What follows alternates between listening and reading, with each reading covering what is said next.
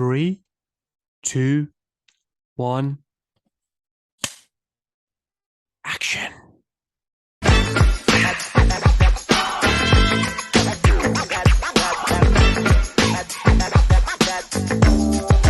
Well, let me tell you something, brother.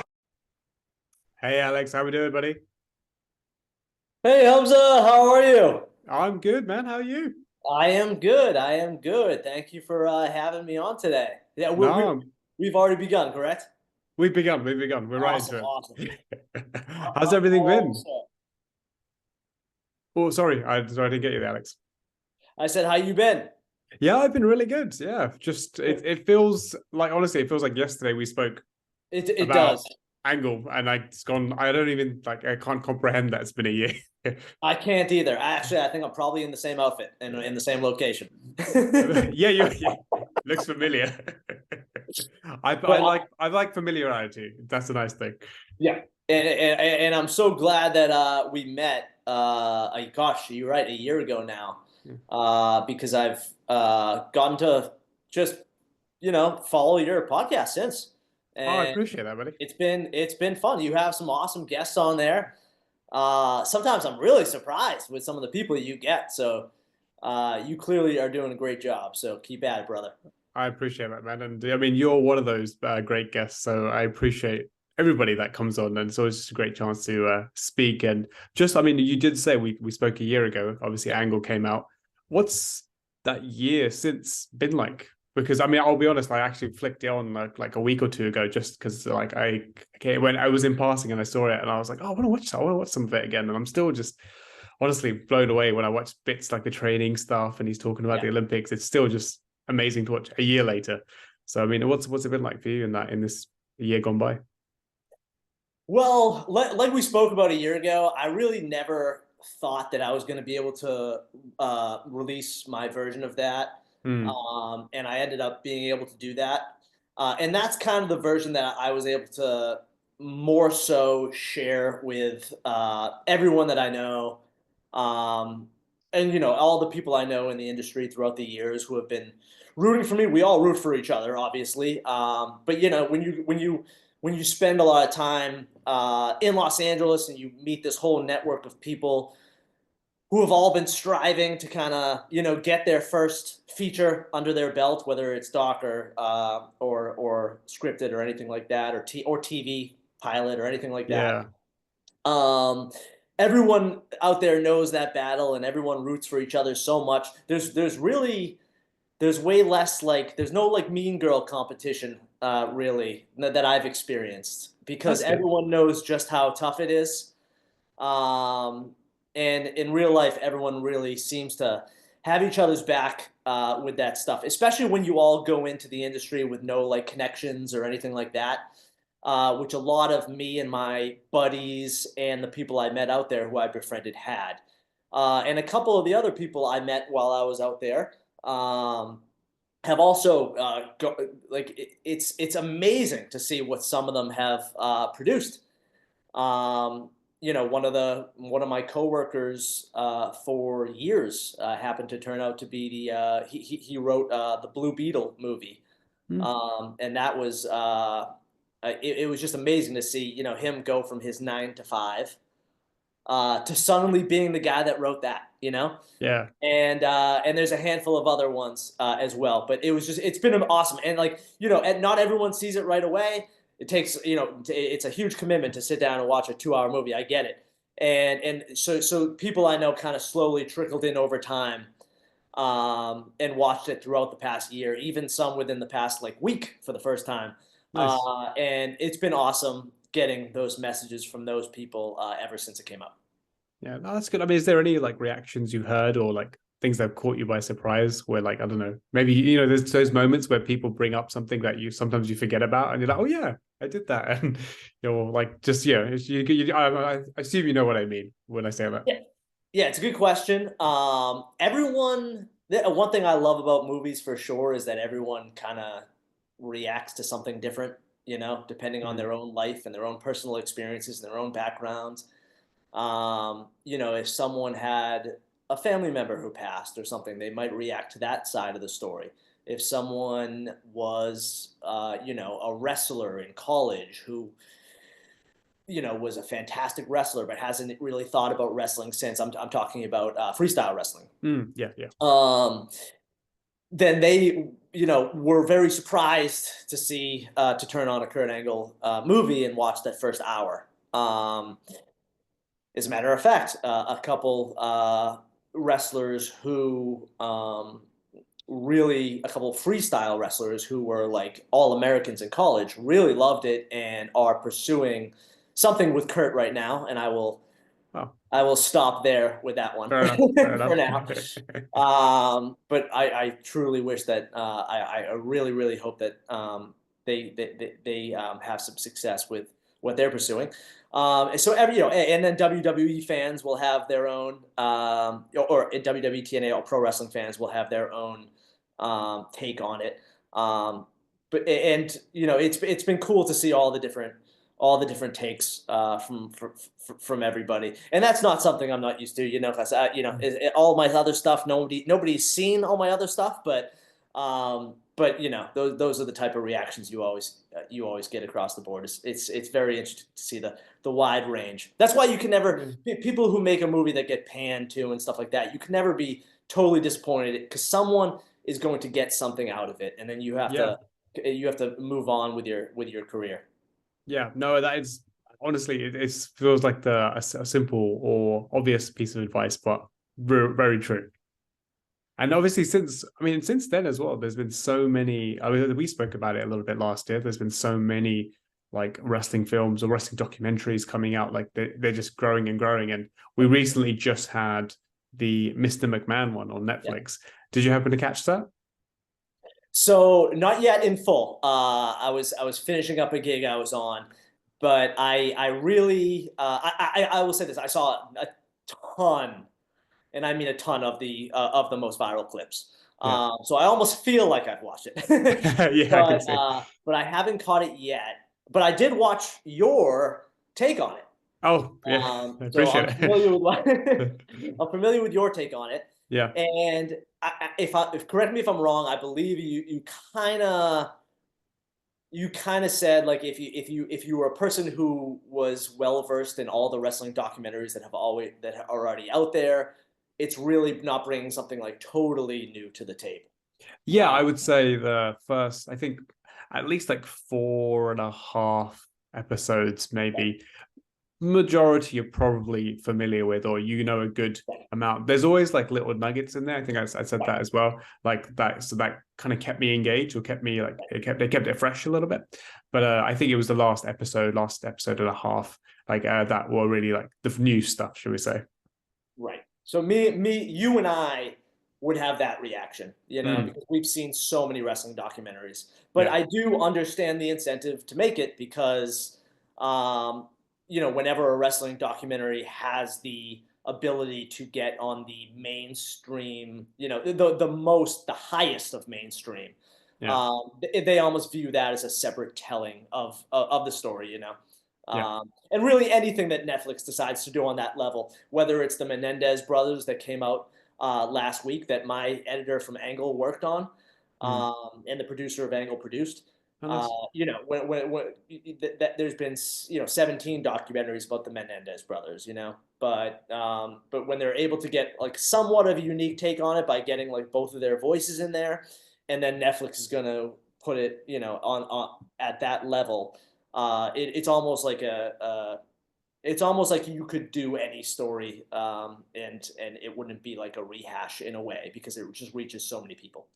Yeah, and I agree with that, and also I think what's so for a wrestling fan especially so like gets you with the Mr. McMahon documentary is like he's never talked like this before in any film. So just to get this kind of that perspective, that honesty, whether you like what he says or not, it was quite I couldn't not be engaged. Like every time he spoke, I was like hooked to his words, even if those words were a bit like shocking, and I was like, what on earth are you saying?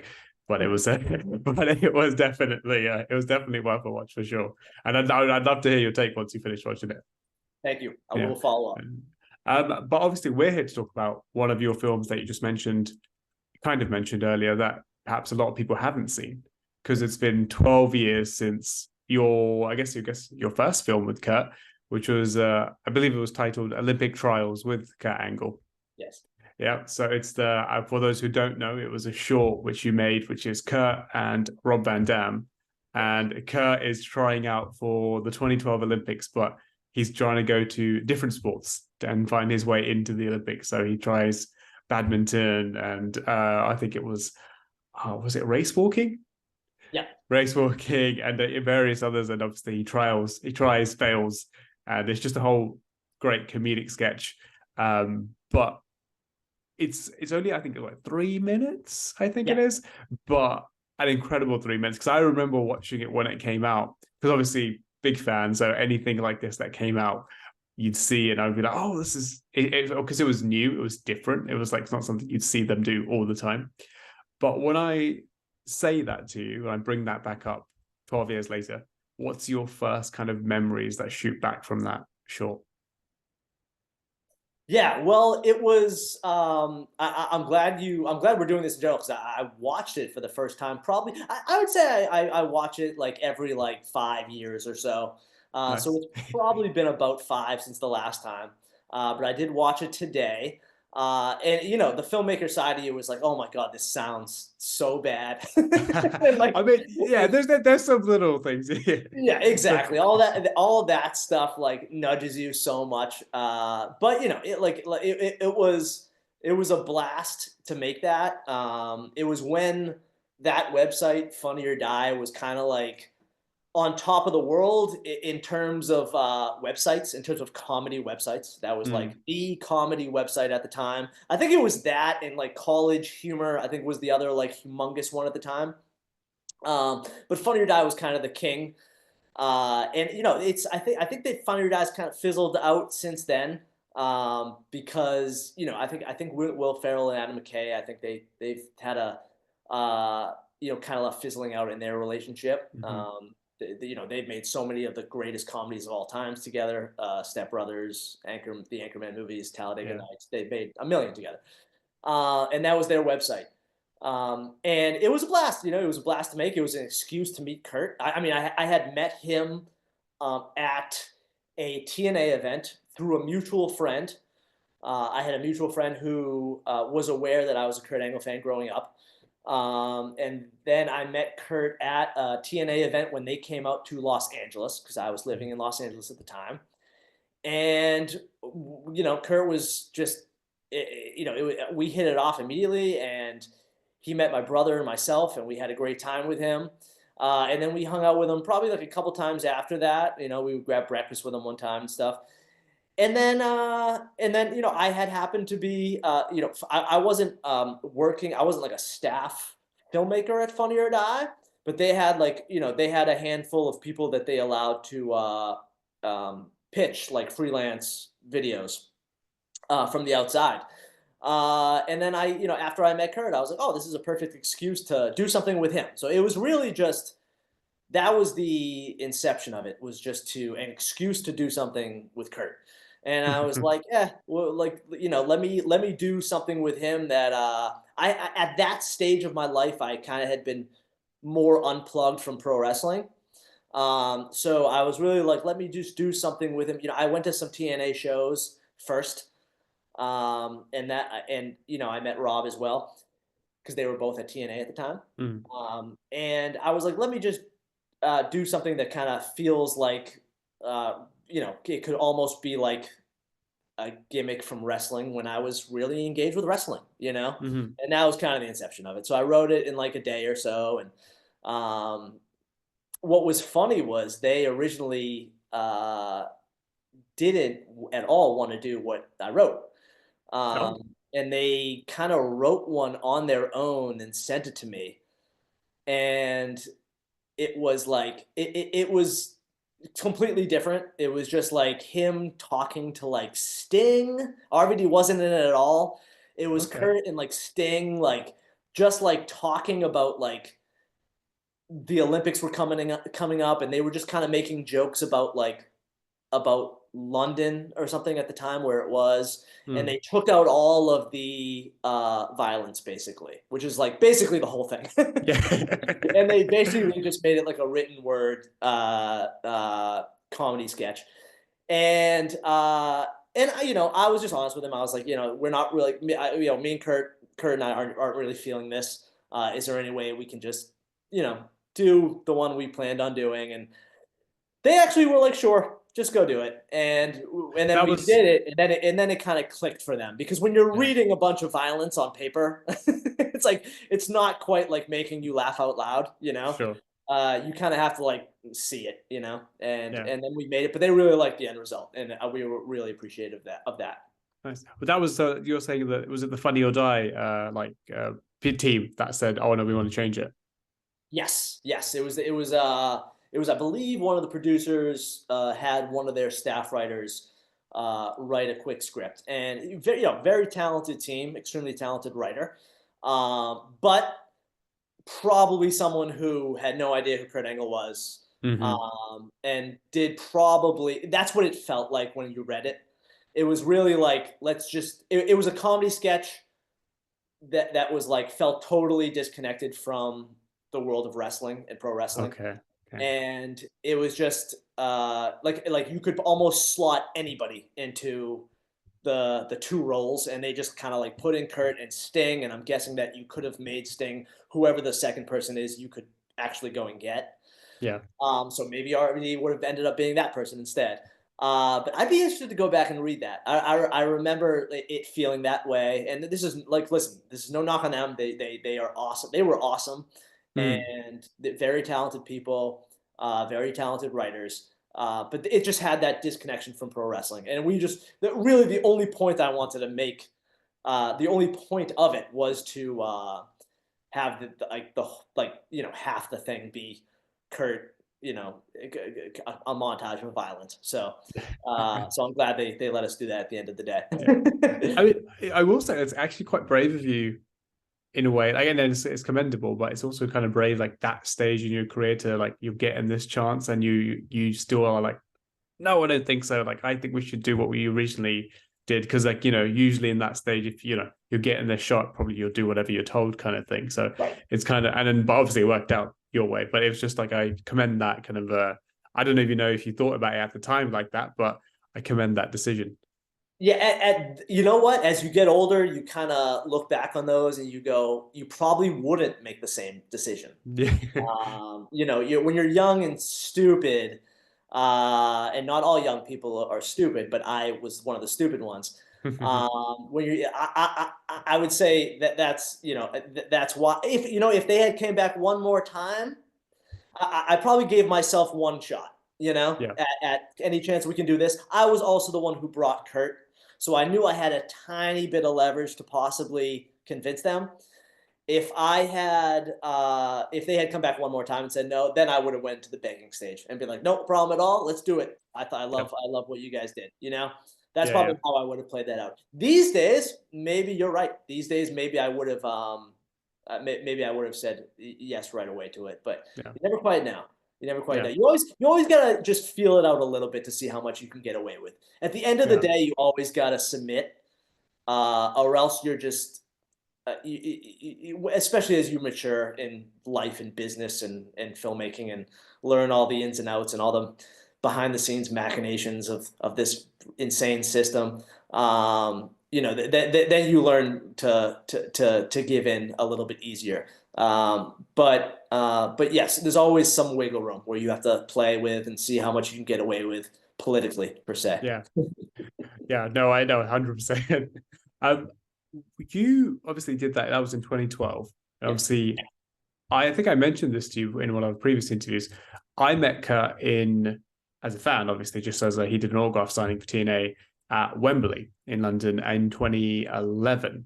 Yeah. And that's where he announced he was going to try to compete in the 2012 Olympics for real, that he was going to actually try to go back and wrestle again.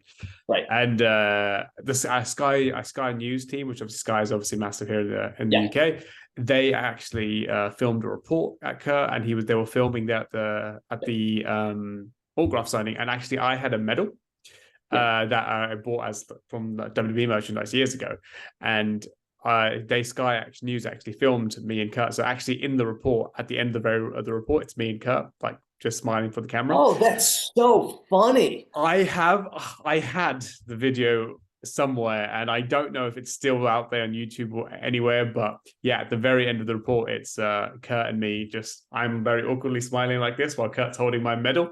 That's so funny. I'll make you a deal. If I ever do an extended cut of Angle, yeah, and I jam in him and his little tiny quest to re-engage with the Olympics at that stage in his life, which is kind of a unique, interesting thing. So I might throw it in a few minutes. I'll put the shot of you in there. I mean, I've got the picture. I've got the picture, and then my uncle also got the picture where you can see the Sky camera recording me. But I once upon a time had the video, the actual of the report. But yeah, it's just it was mad. Especially I was I don't know 16 at the time. I can't even remember how old I was. But that's when I met him, obviously, and obviously that happened. But was that then what sparked this idea? Like, oh, he was gonna try for the Olympics, so I'll base the idea around kind of this new attempt, shall we say? Exactly. Yep. That was the basis of the idea. To me, I mean, Kurt has a unique mind where, he has one of those unique superhero minds, as, is obvious by I think the documentary we made. And to everyone else around him, including me, it was kind of like a jaw-dropping, odd thing that he would try for the Olympics at the time. And so it had already come in past that he certainly had he had already gotten kind of injured, and he had already backed out of doing it. So in that case, I was like, all right, it's time to make fun of this. And I knew that he was going to be willing to make fun of himself a little bit. He definitely he's definitely always been the type. And he remains the type to this day, which is awesome. It's an awesome quality to have. And so that the time of him seriously giving the attempt had come and gone, and therefore I was like, okay, now we can make fun of it, and that's what we did. I mean, I think in years passing, he does look back at that and be like, I was nuts to even try to consider that at that age, and but I mean, that was he was an addict. He was still an addict. Yeah. And that's out there. So that was his last about year and a half of his addiction. And maybe that comes into play with, that superhero mindset of I'm capable of doing anything despite breaking my neck 5 times and having all these injuries and being, in my mid 40s, I can still go do it. And it's truly, it's almost unbelievable. It's an interesting nugget that I'm actually really glad we brought this up, because if I do make an extended cut of Angle one day, I feel like I absolutely should put that in there just to show how, how his brain works. I think it's a great example of how uniquely his brain works. Because I'm 37 right now, and I can tell you if I had gone to the Olympics when I was 27, there's no way in hell I'd be sitting here at 37 saying I could go back. I know that for sure. Yeah. And unless it was like for ping pong. Then that's pretty much it. Even then, maybe no. I actually do have some wrist issues, so probably not. Hey, ping pong's no joke. I've seen some of the clips of the Olympics. Yeah, exactly. No, it's no joke. Oh my God, is it no joke? Yeah, they're unbelievable. Yeah. I mean, when obviously, so he did that, and he obviously came up with this idea. And I remember Kurt saying in an interview, I think it was around about that time, he always missed.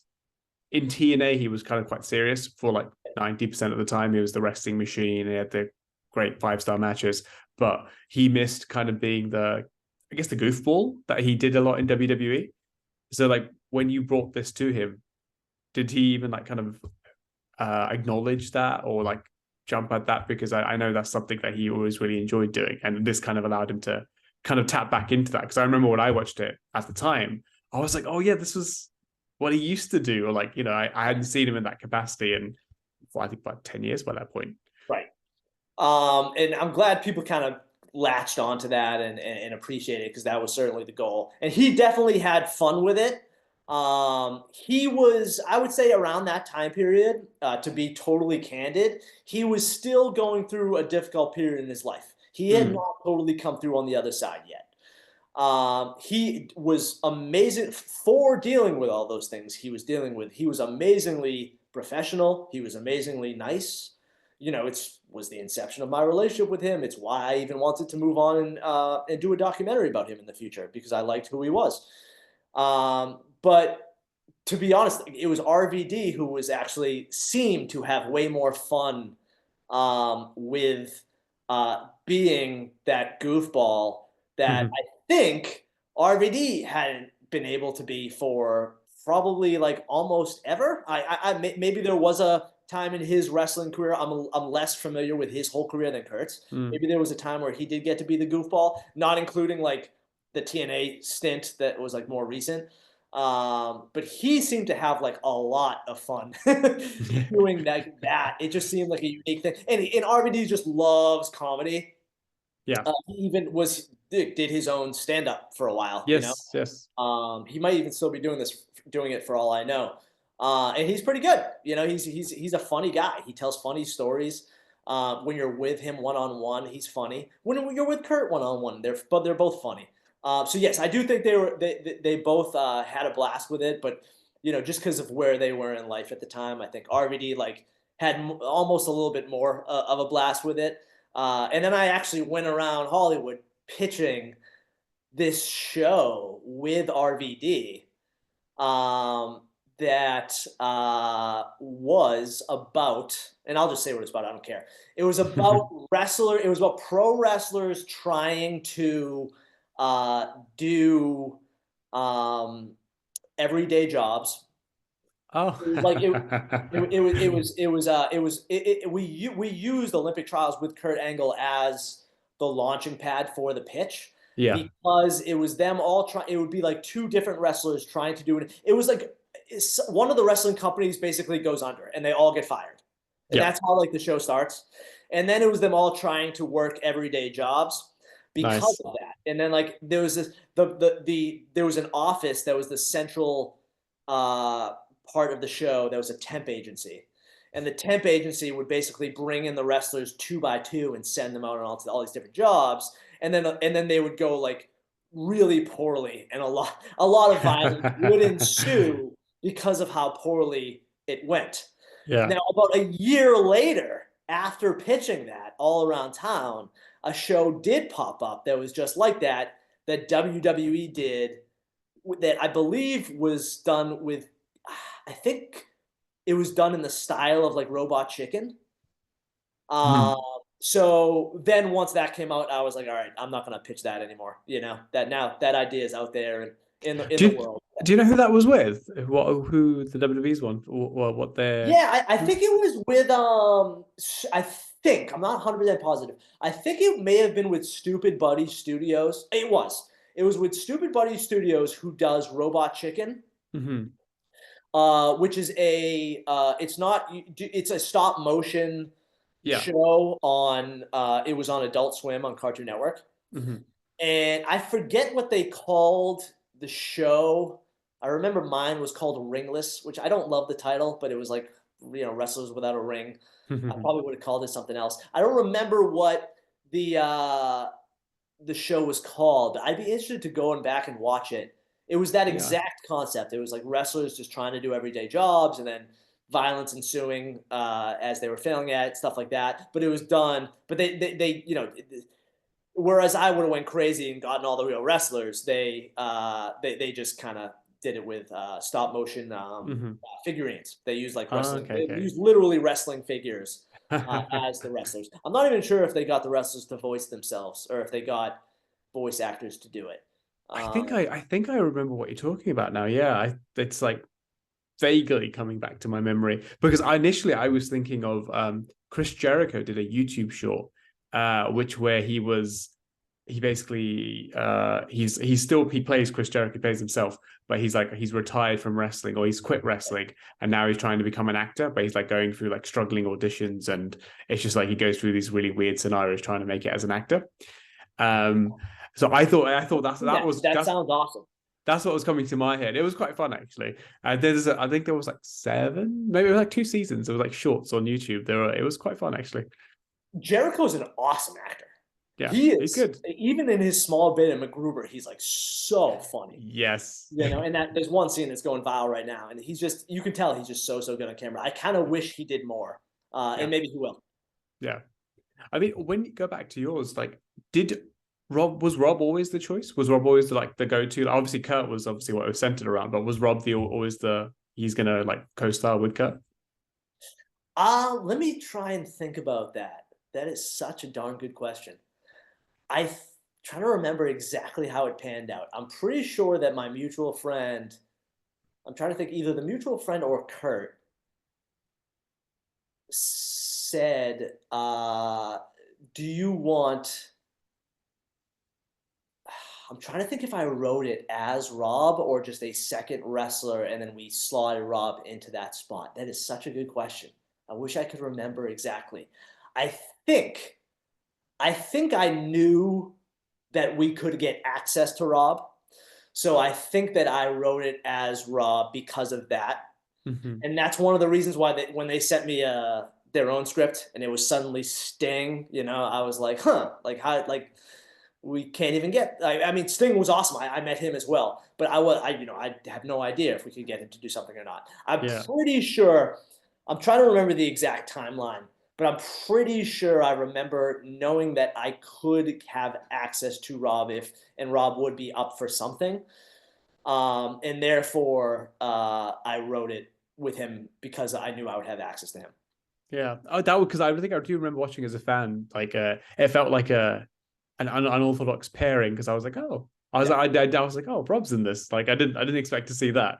But it was great though because even today when I was rewatching it and you saying like, you know, he had more fun than Kurt, or like it appeared that way, like that bit where he grabs Kurt. And like Kurt's like, which one should I do? And he's like, you do them all. Just the delivery is hilarious. Like, I love it. Yeah, he was so into it, and he's a good actor. They're both good on camera. I thought Rob was really fun on camera. And looking back at it, my favorite part of the video is probably where he does the countdown of the different sports, just in those quick like 6 jump cuts. Yes. When he does the race walking again, that's hilarious. Like that. Yeah, that's probably my proudest filmmaking moment of that video. Those quick jump cuts. You can obviously tell that obviously there's it's very independent, shall we say, in terms of the filmmaking. Obviously you're limited at the resources that you have, and obviously you're making do with what you have. What was the most challenging part of doing that film? I can imagine it looked like a lot of fun, but obviously there's always the stresses when I'm sure you don't have a lot of time and you have to like squeeze in things. Like, what was the most challenging? Do you remember what like the most challenging part of that was, trying to film that? For sure. Yeah, you hit the nail on the head. It's the resources, because I was still in my student filmmaking brain. And you know, we made the whole thing for I think $2,000. It was extremely low budget thing. Yeah. But you know, I was, you know, I had just moved out to Los Angeles. I was excited, and just making anything is a huge opportunity. Oh, it's always a huge opportunity to be given anything, to make anything. So yeah, it was just flat out the resources. But we, you know, band together a group of my buddies, and we just made it in the same way that we always made our stupid comedy shorts that, you know, we always grew up making together, you know, for the previous 10 years before that, you know. Yeah. And we just kind of went around to certain locations, you know, and you know, I mean, there was definitely some funny stories in there. I think we rented the badminton location for like $100 or something. Like, if you were gonna rent, like, I'm talking, this was like a full badminton field house. The guy was so nice. And the guy probably had no idea what we were renting it for. Did he know who Kurt and Rob were, or was he a fan? He had no idea who they were. Oh, wow. He was I remember he was an older Asian gentleman. Clearly, you know, very good at badminton, and badminton was kind of his life. And it was like this I should go and see if it still exists. It was just this massive badminton field house. And he rented to us for like $100. I will be honest, you do kind of like when you're in that position where you're making something that's quote unquote professional, but that like you're also given like no money. Yeah. You do have to do all the student film tricks. So and we were still very young looking at the time. So we would all bust out our student film passes, which we still had, because we were basically all student filmmakers. Yeah. And then as soon as you kind of bust those out, then everyone just says, okay, you must be a student filmmaker. And then they rent you the location for, $100 instead. These are all tricks of the trade that we would do at the time, not anymore, of course. Yeah. But yeah, so many funny stories like that. And then we rented out the location from the guy. And the next thing you know, we're literally throwing guys off of like that tall chair through a table. And that guy has no idea why we're renting out the location, He just thinks we're filming anything, and he sees us doing a badminton scene and suddenly we're throwing people through tables. So a lot of like the location stuff kind of worked out like that, where like it was like, all right, yeah, thank you so much. The fencing guy was awesome because he had his own little fencing club in Los Angeles. And he was fantastic. We rented it out for his location, and he also played the other fencer. So the fencing guy who was also super nice, who we rented out, and I think he like actually trains Olympians and stuff. But we rented out his awesome fencing location in Los Angeles from him. And yeah, he plays the other fencer because I wanted the other fencer to look really good. And I was like, hey, we might as well use you. But then when it was time for someone to take the chair shot, we just threw one of my buddies into the fencing outfit. And so last minute, my buddy gets thrown into the fencing outfit and he takes the chair shot to the head. No stunt coordinators, no nothing, Of course. I mean, it's some of the most stressful things you can ever do, but guerrilla filmmaking is an absolute joy when you can nail some things. Absolutely, 100% agree. I would still do it today. It's magic. Yeah. When you did the violence, I mean, obviously you had two pros. Yeah. Like they know how to do that. Did you just purely leave that in Kurt and Rob's court and be like, hey guys, you know what we're doing here, so have at it? That's a great question that would only come from you. And you are totally correct. That is exactly what I did. They were basically like, trust me, I know how to not hurt this person. It was even Rob that I believe was like, hey, do you want me to just do this Van Daminator? Oh yeah, with the chair. I was like, we kept trying to get him involved and stuff because he was so involved in the first half of it, and it was kind of like trying to jam him in wherever we could in the second half when Kurt was like committing violence on everybody. And then Rob was like, oh, I do this move called the Van Daminator. You want me to do it? And I was like, what is it? He's like, it's perfect. If you have a chair here anyways, I just, someone will toss I'll toss the chair to Kurt, and then Kurt will catch it and go like this to the guy, and then I'll spin and kick him. And I was like, this sounds amazing. So yeah, it was like, we basically couldn't do all that stuff unless those guys had like 10 million reps under their belt of like keeping the other people safe, because we're talking like we said, guerrilla filmmaking, stuff that I wouldn't do today without like proper stunt coordinators on set and proper everything on set. But within those guys' hands, it was almost like ridiculously safe in a way, Those guys on a nightly basis are doing all those things, and they even had great tips for the other person that they were doing the moves on, and some of the other people that were doing the moves on were highly trained professionals as well. The ping pong player. The reason I had used him was I went to college with him, and he became a stuntman. He's a movie stuntman. So he was obviously the clear choice to throw in for one of the most extreme things. And then he like does the power. He like takes the power bomb through the table like flawlessly, Nice. And Kurt and RVD both had great tips for their co-stars as to how to take certain bumps. We'll call them. I especially wanted to be careful with Arlen, who was amazing guy. And he was the guy who was the fencing judge. Oh yes. He's an older gentleman, so we definitely wanted to be very safe. But he was totally game, and he like Kurt taught him how to take those certain couple things, and he did it perfectly. And Yeah. those guys were incredible for teaching everyone how to do that, and for keeping everyone safe. Yeah, I mean, honestly, but it's not even like a joke. I mean, there is no real, like, arguably no better stuntmen than, I mean, in certainly one area of it in terms of how to land and fall than professional wrestlers. I 100% agree. Because they're doing it live every night, 360 days a year. So you can't have more repetitions than they get. And what they do is, probably considered more I would consider it more dangerous most of the time than, some of the stunts can be very, very dangerous in movies. Mhm. But for the majority, I would say what wrestlers do on a day-to-day basis is more dangerous to the human body, than what a stuntman with all their safety would have. Yeah, So they know how to keep themselves safe. That's for sure, yeah. and it's a darn good thing. I hope that I hope that wrestling and even football get better and better at it over the years, and I think they both are, and they've both made they've made many jumps over the time to keep everyone safe. Yeah, agreed. And there's also a lot of improv involved, like obviously in wrestling, particularly when it's like not televised, they have a lot of room to play around with stuff. Was there a lot of that on the set? Like, did you allow them to kind of, like, was there little moments where they just did things on the fly, or did you kind of were like, we don't have a lot of time, guys, we're just gonna stick to the script and let's go?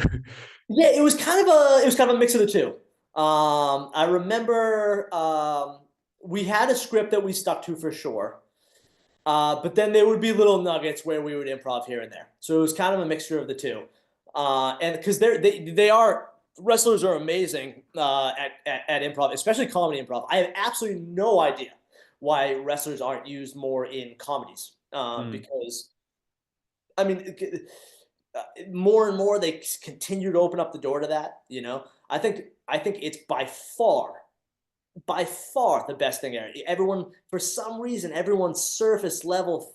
There's so much surface level thinking where you see a wrestler and you're just like, all right, we have to make him the guy in Troy who just like tries to beat up Brad Pitt and Brad Pitt stabs him, or we have to make an action movie with him because obviously it has to be an action movie because he's a wrestler.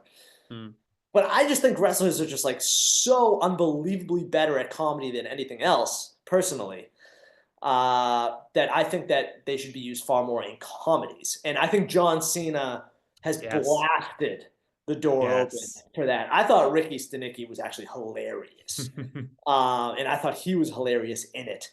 And there's so many, and like I said, just like that small clip in MacGruber that keeps going around Joker. with Jericho. They're all so funny. They're so funny because they have so many reps at comedy improv, not like comedy stand up, but like comedy acting. That Yeah. is like the thing that they all have so many reps at, and a lot of them I would say are like way better on camera than like some of my like friend comedians. Like if I was like to like do a comedy and like and they can also pull off like this whole other like physical comedy side of it.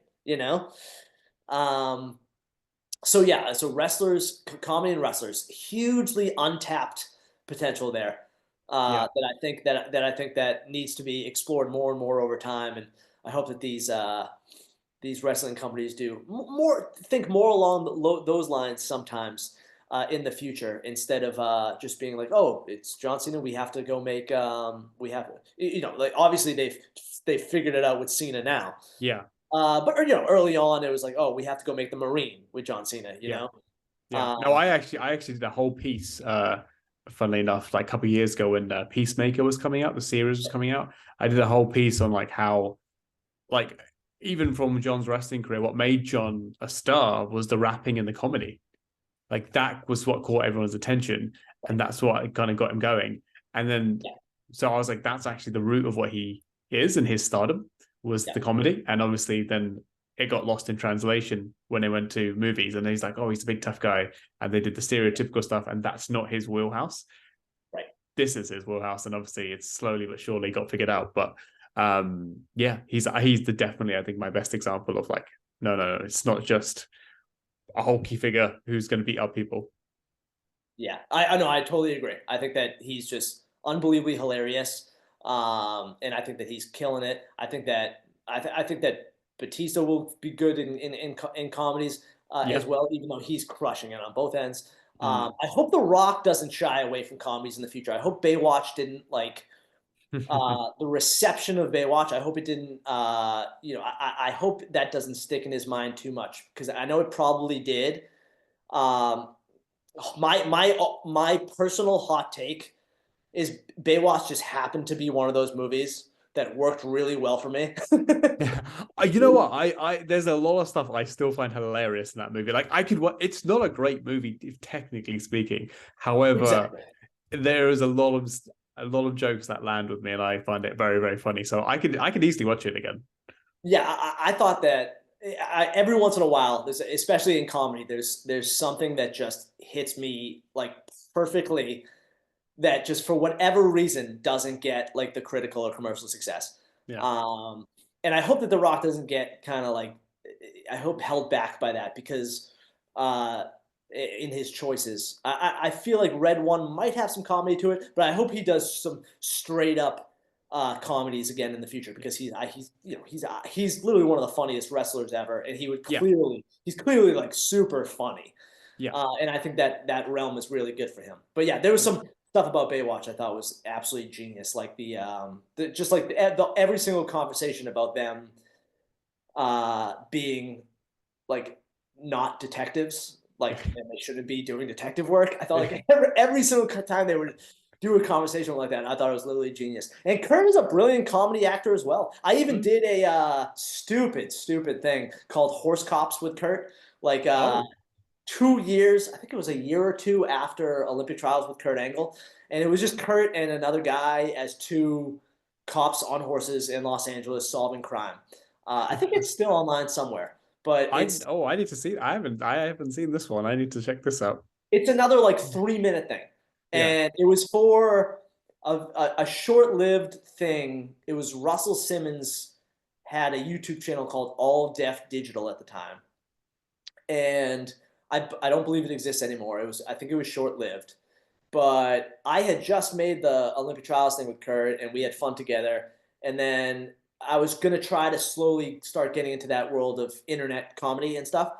So I was just like, "Hey, Kurt, you want to come do this thing? I'm gonna do like a 3-minute. We would call them pilots, because but they were only like 3 minutes long, because it was like an internet pilot. Yeah. But yeah, it was called Horse Cops. I'll send it to you if I can find it. Great. It's just it's an act. We got a comedy actor for the main role, and then Kurt is kind of playing like the parrot on his shoulder, like agreeing with everything he says. And Kurt is so funny in it. I actually thought that Kurt was like almost like the funny one in it. And I actually wrote like 10 more episodes that I thought were way funnier than the first one. The first one I kind of pumped out really quickly because we got it approved or whatever, and we just had to get it out there really quick. And it's literally just them. It's the two horse cops like ordering fast food at a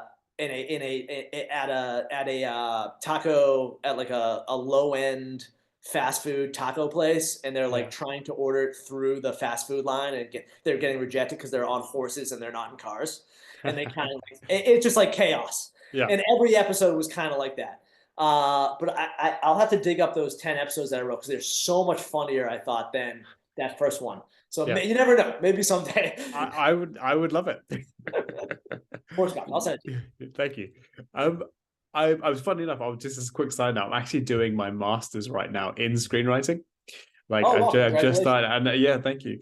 And one of my our first thing we're currently developing shorts, so we're writing short films, and obviously the challenge of it, just to like pack everything in a short, is I guess that's also I think what got my brain cycling when with this as well. I was like, this just to actually dive into this would be so interesting because it's like one of my lecturer actually said it. He's like, you think it's easy, but it's way harder because you can have 10 ideas and you can easily spread that across 2 hours. But he's like, try fit in 3 minutes, 5 minutes, six, 7, 10 minutes. It's a lot more difficult. And I was like, oh yeah, this is quite challenging because I'm like, oh no, this could easily, I have to bring this back down. And then to do it in 3 minutes, I can just imagine the challenge. Try one short. My only advice would be try one short, because I'm sure you'll make a slew of them, or you'll write a slew of them. Try one time with no dialogue. That'll be my only suggestion. And we did, yeah, we have actually looked at that, and that's I'm trying to, like, I think I've got dialogue, but I'm trying to have as many moments as I can that has zero dialogue. Yeah, it's always, I I think love it's a good short trick. films. I wish there was a bigger outlet in general for short films. Back when I was growing up, like the HBO would have like a channel that would show just shorts, like for like a few hours a day or something like that, and they were awesome. They were awesome, and I kind of wish like some sort of outlet still exists for shorts. But maybe stuff like YouTube will have more like quality short films like that over time. Because short films are really great, and they're a blast to make, and they're how you learn filmmaking, and they're how you start out with all your friends in filmmaking. And I have all my best memories from making hundreds of short films with my friends throughout the years. Do you think it's a missed opportunity for people? Or people overlook it?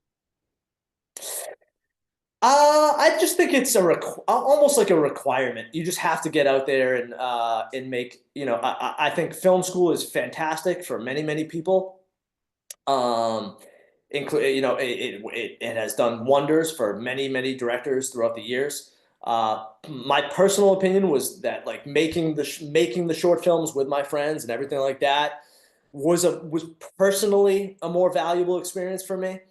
And it's like taking those thousands of reps, and so many of those things you make, it's so sad that like so people won't see some of the stuff that you do, and like and maybe I'll go back someday and dig some stuff up. There was one even I shot on super 16 millimeter film, which is rarely done anymore, that I absolutely loved.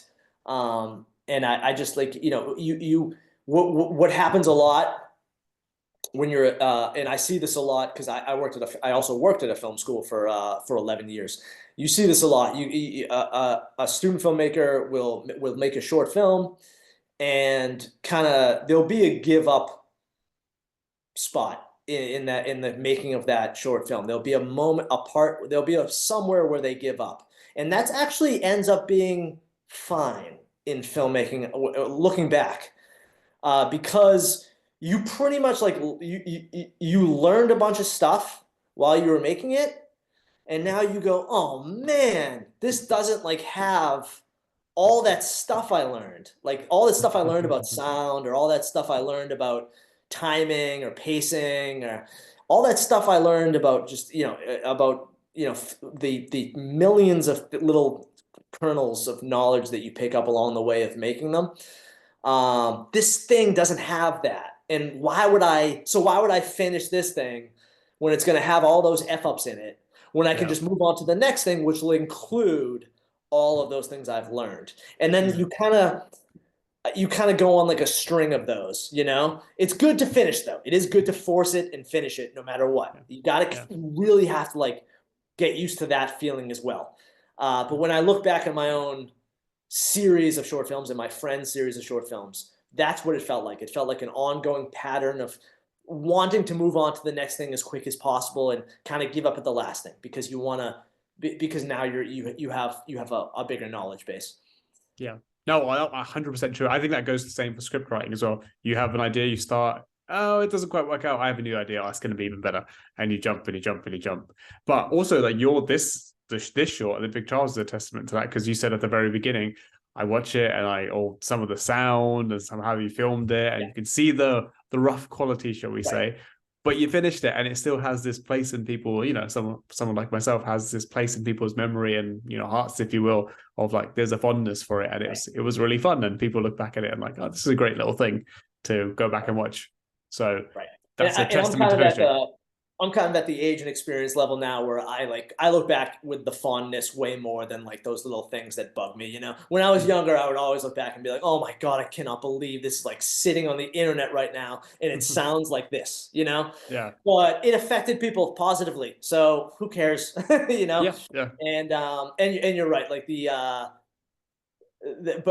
but yeah, like those little things do drive you nuts. But the having a deadline yes, is what having a deadline and having to hand it into somebody is what made something like that come out into the world and not be something that I threw away in the trash. You know what I'm yeah, saying? yeah. So that can be an important thing too. Yeah, no, 100%. And I go back to the film again. You obviously, this is more of a question I think you can answer better now, obviously, than you could at the time. You've obviously filmed with Kurt in that capacity. We did two shorts now that I've now discovered, and also then the documentary. What was it like directing Kurt in what I guess you could classify as a performance capacity, where he's obviously acting and putting on a, like, you know, putting on an act, putting on a show, whereas obviously in the documentary is obviously just more of an interview and a conversation reflecting on his whole life. Wow. What was the difference? Yeah, what was the difference? And I guess also what was now the experience like when you obviously had to work with him in that capacity and then work with him obviously in the other side? So you couldn't be a bigger difference on the planet between the not only obviously what we did, but the Mm, feeling behind what we did. You know, and I'll give it to Kurt. Having just done those like stupid comedy things with him, um, he he had to put a lot of faith in me to do the big one. You know, to do the doc, because there wasn't physical evidence. Usually, people require physical evidence with filmmaking. That's so why I'm so happy and like I treasure Angle so much now, because it is in a way that physical evidence that will allow me to move forward with my documentary life or anything like that. mm, But to for Kurt to have the faith in me, based on just like I would say like our interactions, he could tell how seriously I took film and how much effort I put into it, even on like a very small scale. You know, so I think a few of those things led to, candidly, probably also that like probably wasn't too many people at the time reaching out to Kurt for a documentary at the time. He had mm, like he is very open about. He had burned a decent amount of bridges during his tumultuous years. So in those ways, the planets kind of aligned. You know, had the personal relationship. He could see that I was going to take things very seriously. I think he could also tell how seriously I was going to take it in my pitch to him. There was also what I love to do in my documentary pitches is I cut like if I feel like I'm getting far along in the pitch process, if I feel like I've got maybe someone on the hook, I'll create like a 90-second sizzle reel of how I want mm. it to feel. And that 90-second sizzle reel all kind of feels like a trailer. I'll probably have the one for Angle somewhere. I can send it to you if I Yeah. can find it somewhere. It's probably something no one's seen. But that's like, and sending that along to Kurt, I think had helped him gauge as well. It helped us get to the next level because he was like, "Oh, I see. So this is gonna feel like this," you know. Mm, And it very much was tonally. It probably stayed true to like how Angle ultimately felt. I mm. would say for the most part. Yeah. Um, so yeah, having that leap of faith in me, despite only making Olympic trials with Kurt Angle, was a really cool thing. Mm. Was there I guess a greater sense of comfort as well because you had worked with them in that capacity, then to then transition into, I guess, digging into obviously the deeper stuff. There was that I imagine that comfort level because you had these experiences and you had a laugh, you had enjoyment in this, and I guess the trust that you would commit, you do a good job.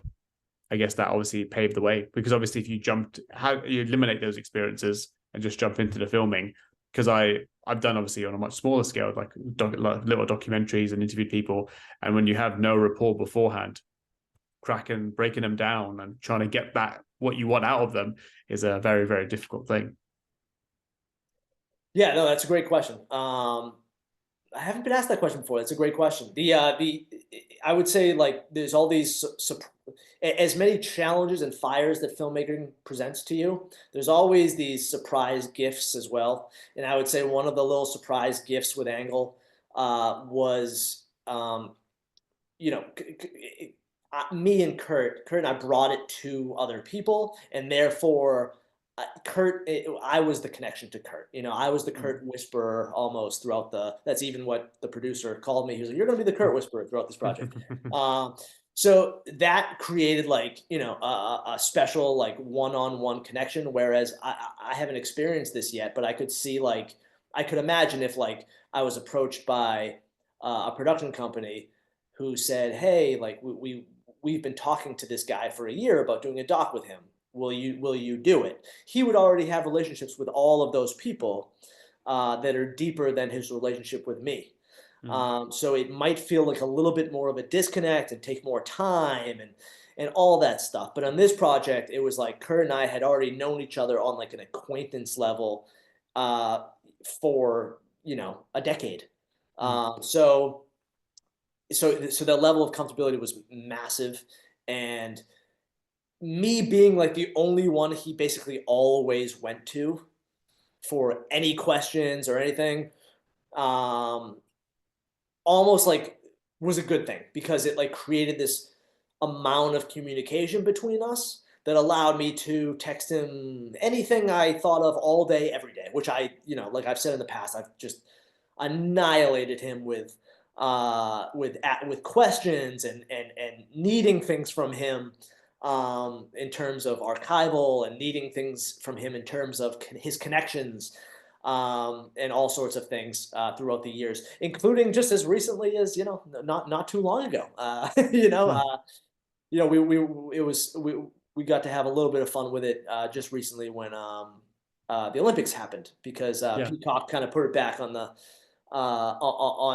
front of on one of the sections for a little bit. That was fun.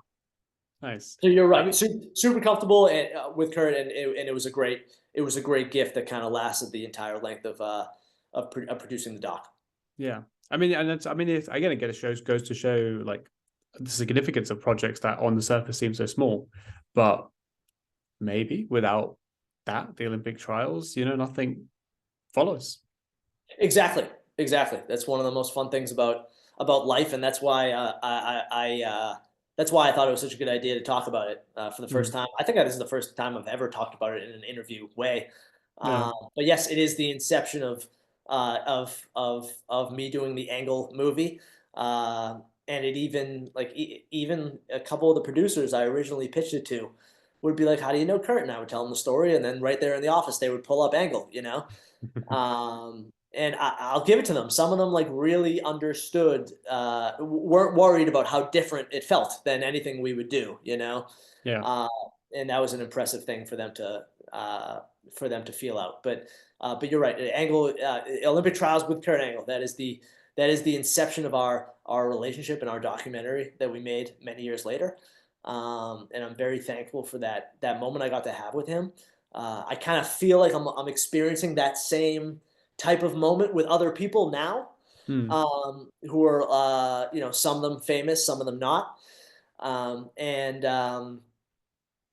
Yeah, it's interesting to see the inception of films and documentaries, because you can always trace it back to a seed like Olympic trials, you know. Yeah. So it's kind of fun.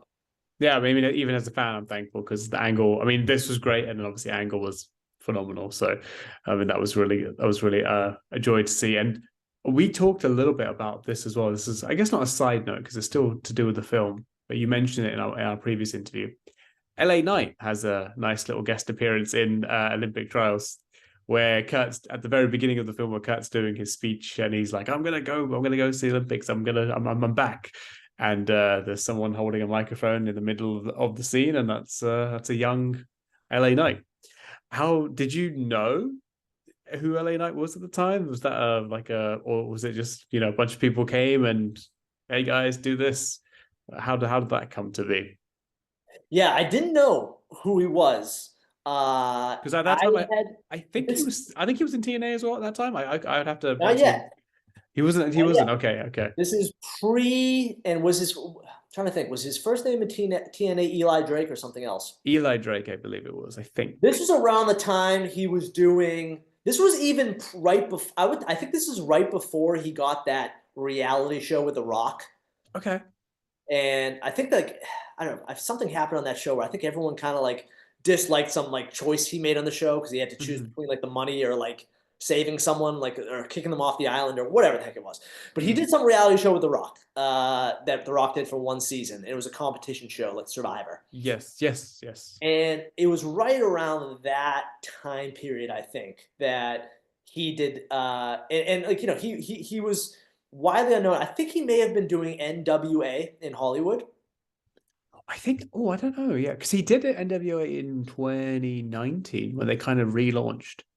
So, but I mean, In 2019, yeah. So when they kind there of was some, relaunched, but I'm there not was some sure. other Hollywood wrestling company. Maybe it was just like the pure indie circuit he was doing. But I have to see when if they had like a stint of time back then, because I could have sworn. Oh, was his Paul Bearer stuff in 2019? His Paul Bearer stuff when he was doing stuff with Paul Bearer.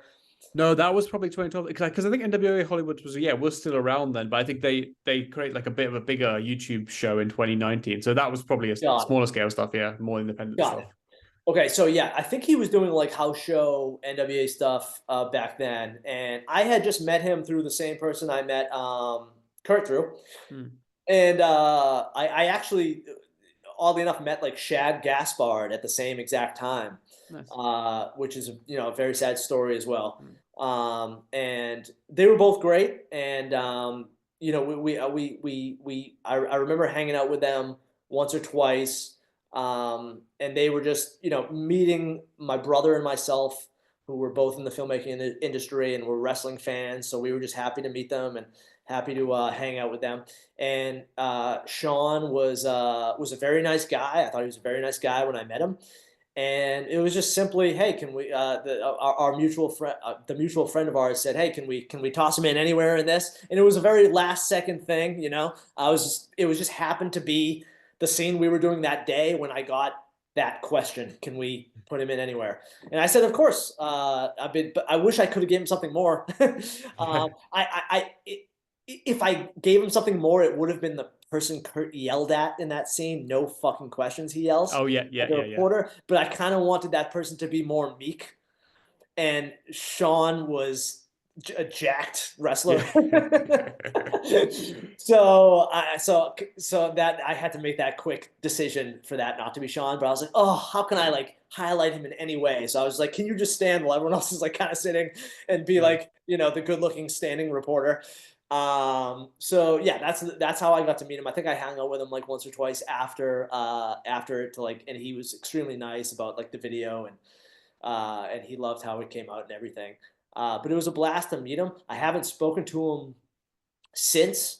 I think he would be fascinated by that connection between that and that leading to me doing the Kurt Angle doc. And obviously I'm extremely fascinated by what he's become, which is one of the most famous pro wrestlers alive, I would say, right now. I mean, I had the privilege of, it's actually on my YouTube channel, I had the privilege of interviewing him at Money in the Bank last year, that was really when the rocket was taking off. Like he was really getting over, and the fact going into that pay-per-view, he was the talk of the town. Everyone was like, he's going to win Money in the Bank. He's going to win Money in the Bank. And the interview was super quick. I mean, I'm sure you might be familiar with how media junkets are. It's just, everyone's going around really quick and you get a couple minutes with everybody. But I mean, he was a lovely guy, and he took pictures with us afterwards, and he had that little bit of charisma, like LA Knight kind of persona still going on in the interview, but he was really nice, even just in that 5 minutes probably I spent with him. But yeah, great guy. Yeah, and he's a wrestler through and through, and he's a success story that you really root for because he's one of the guys who really worked for it for a long time. Yes. So it's awesome to see him having success. I'd love to reconnect with him someday, and kind of say that I've been following his career throughout the years because that kind of has been like,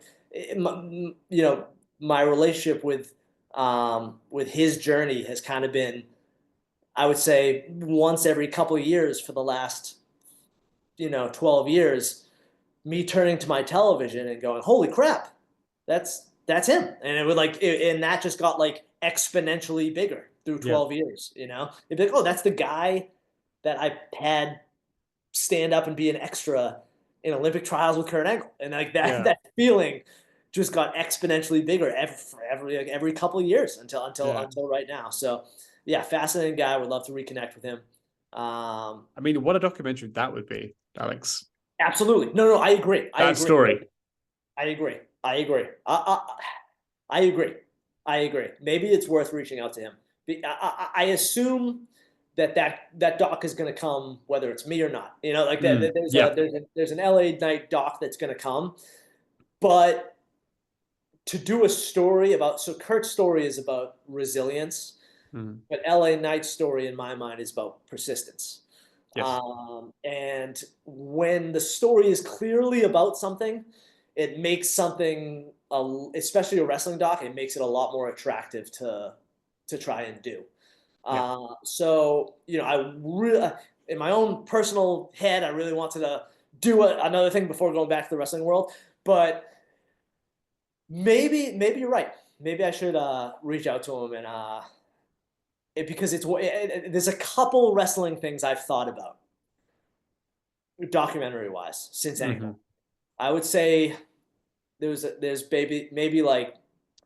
one I seriously thought about and went as far as getting in contact with the person, and I've gone back and forth with the person a handful of times.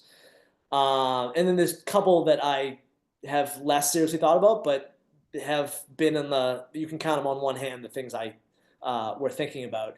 And LA Knight was one of them for that exact reason. It's an amazing story of persistence.